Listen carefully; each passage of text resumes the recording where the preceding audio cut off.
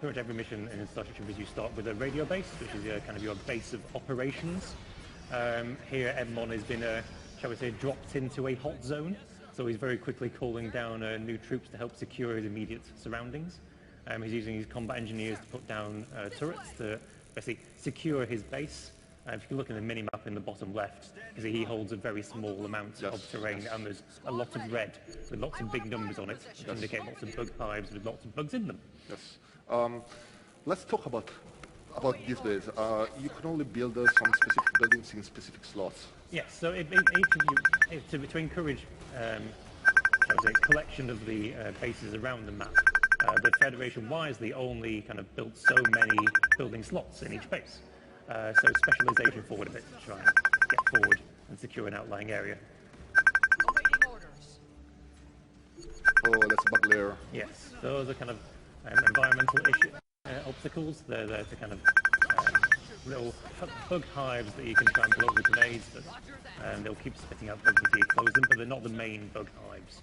They're the real threats on the map. Yes. So he's doing that to basically buy himself a bit of space, a bit of breathing room to build out from.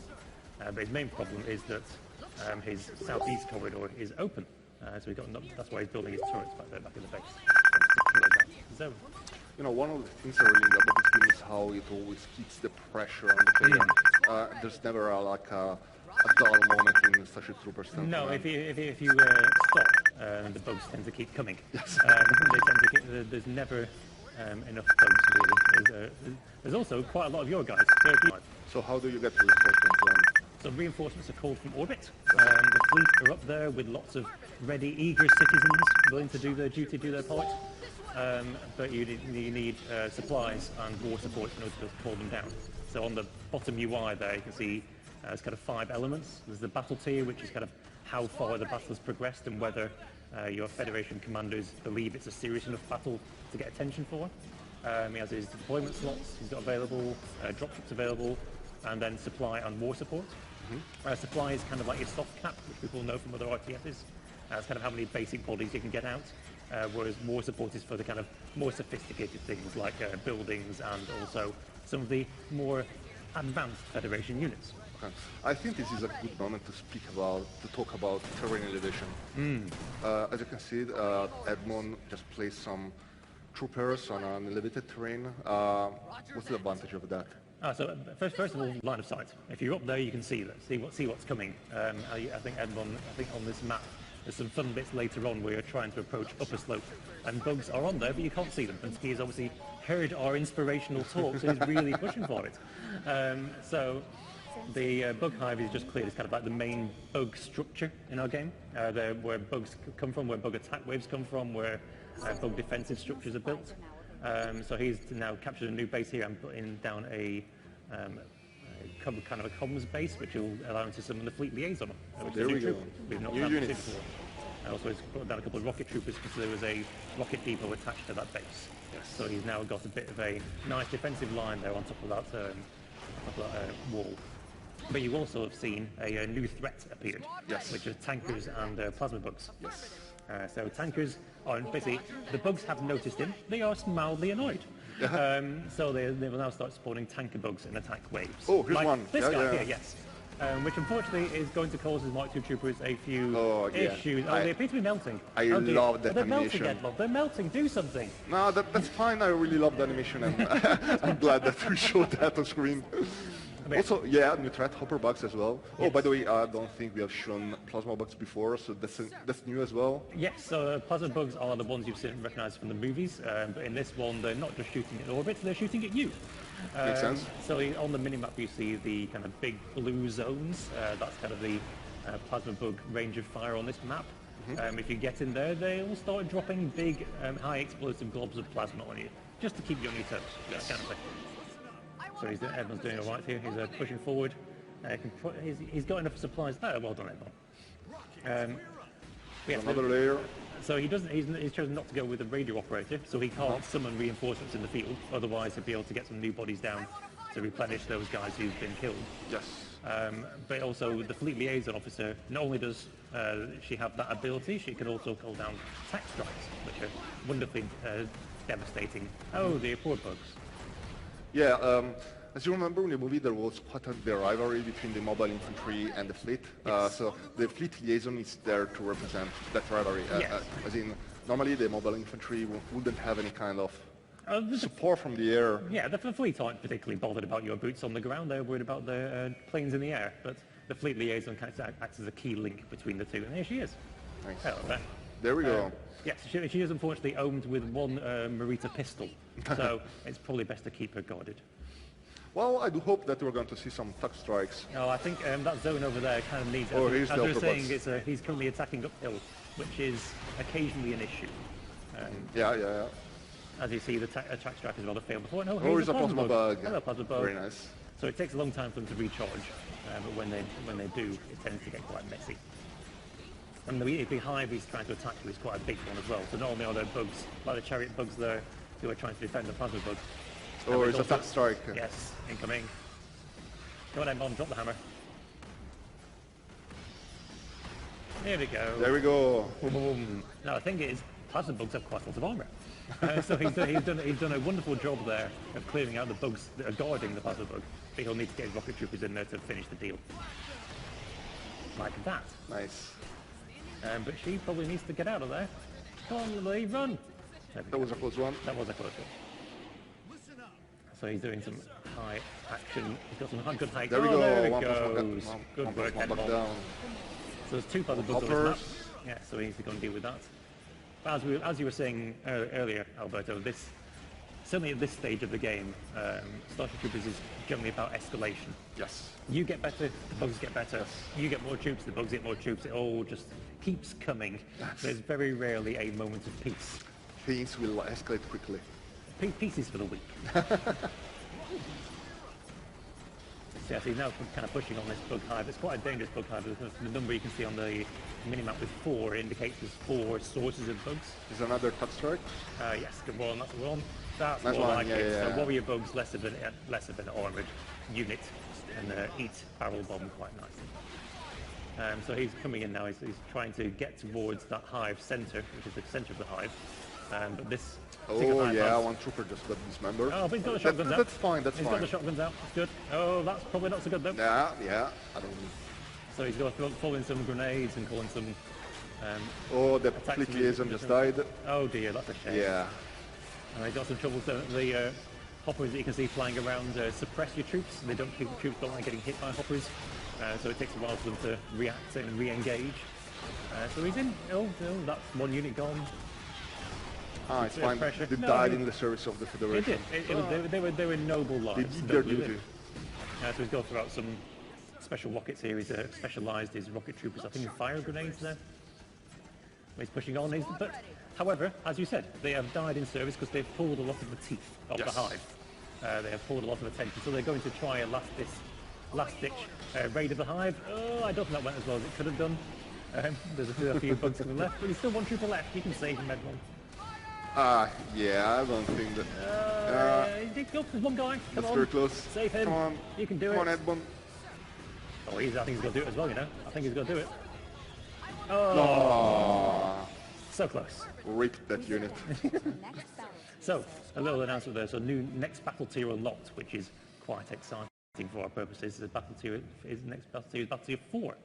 So, if Edmond can now find a bit more war support from somewhere, like from clearing a hive and capturing a base, we'll have some fun later on. Oh, however, I think he might need to get a new army. I think this army is Yeah. not looking as healthy as it could. Yes. Time to call for reinforcements. Yes, regeneration time, Edmond. There we go. So, as we were saying earlier, losing your army is not the end of it. Losing your bases is not the end of it. As long as you've got some sort of foothold on Kwalasha, you can get back into the fight. But all these guys are now level 1 XP, no special, or very basic special abilities. So he's got to up his game and play better, aren't you, Edmond? By the way, you have 20 minutes left. Yes. Then it's court martial time. Yes. No pressure. Some pressure.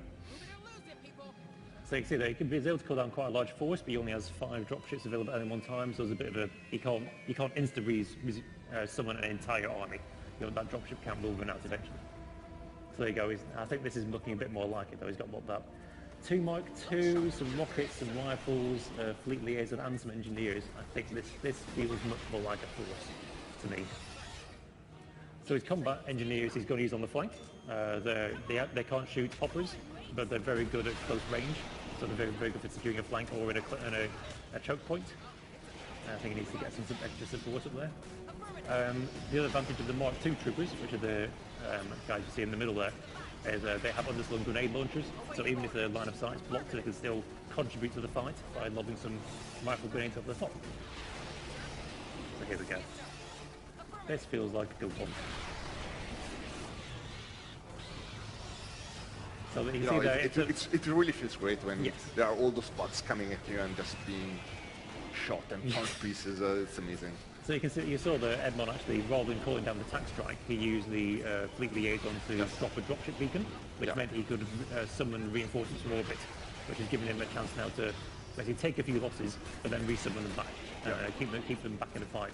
And if he can keep that area defended, then he'll be able to basically push out from there and hopefully take this bug hive down. Yeah.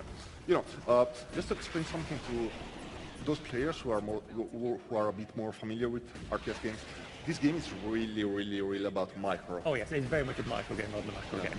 Yeah. There is as you've said, there's an economy there, but it's a Starship Troopers economy. It's not your usual. There's no harvesters, there's no drones. Well, there are drones, they're on the other side. There's very much about securing access to forces and using those forces well. Edmond is, from looking at his hand, he's playing with a very high sensitivity mouse. He's barely moving, he's in full leech player mode right now, I think. There we go. So you can see from the markers there, Edmond's cleared the bugs out of the main hive. He's cleared the bugs out of that first tunnel, so I think they're about to come back. There we go. So he's just got to clear those last few tips of bugs down. Oh, are they going to make it? Oh, I think they got bushwhacked. Didn't quite make it. But he can get down a drop zone and hear people up. And he's got some down some reinforcements back at the base to come and help.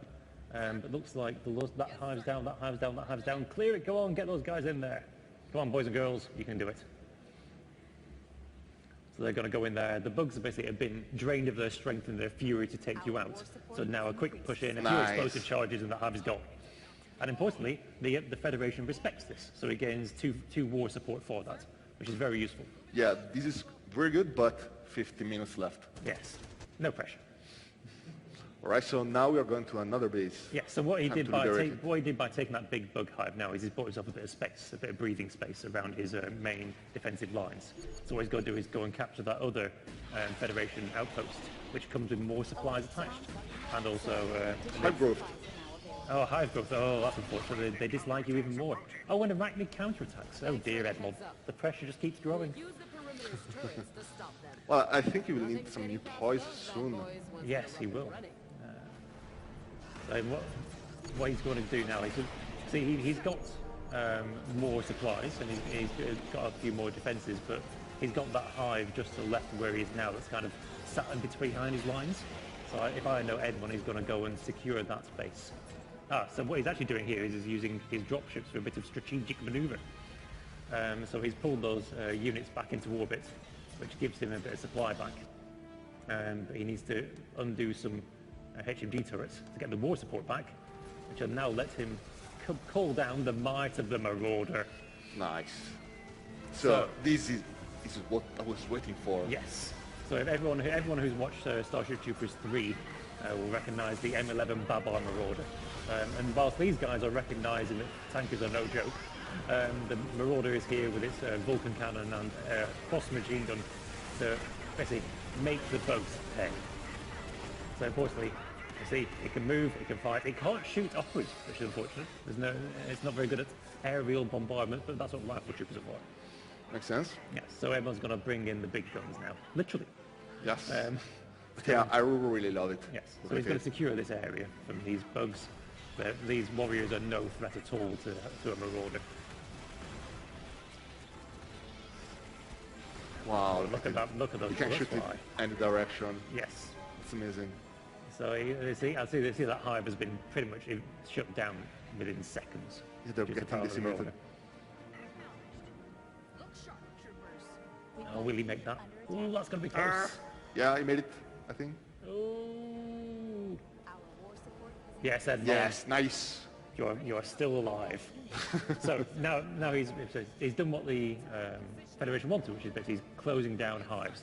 But he's now got a new objective, which is not just to clear all the hives, but also to activate the wavebreaker cannons on the exterior perimeter. So it's kind of proceeding What to the can you next tell level. us about this cannon? So wavebreaker cannons, you'll also remember possibly from Starship 3, defending the outpost there. They are very big guns, shall we say, is a very subtle way of putting it. But they're currently cut off. The defending forces couldn't secure them when the bugs attacked earlier. So his job is to push forward, reactivate the controls, and use them to stop the bug attacks that are currently coming in. If you look on the minimap, you can see the arrows in the southeast.